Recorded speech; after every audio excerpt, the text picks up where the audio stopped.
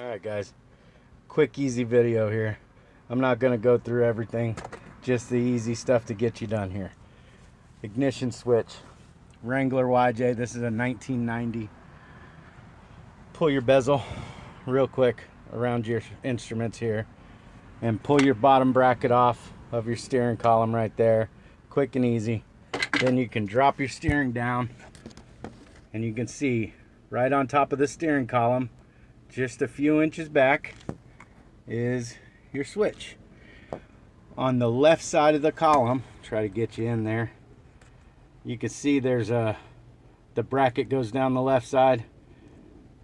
So there's a 5/16 bolt on the front, and then on the back, let's see if I can get some light in there. On the back there, you can see there's like a little a post bolt there with a nut on it. That one's got a 3/8 nut, and that nut is holding your high-low switch down here, which shares those two bolts with the actual ignition switch.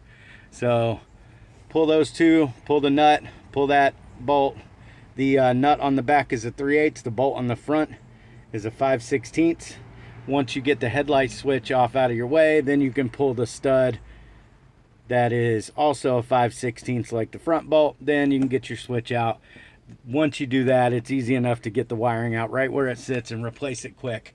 I just replaced this one in about, I'd say 12-13 minutes total. It's not a big deal. Even if you don't know what you're doing, it shouldn't take you more than 20-25 minutes. Slap it back together, you're good to go. Make sure you give it a test. There you go. So make sure you test it before you go put everything back together. All right, guys. That's like a $25 repair.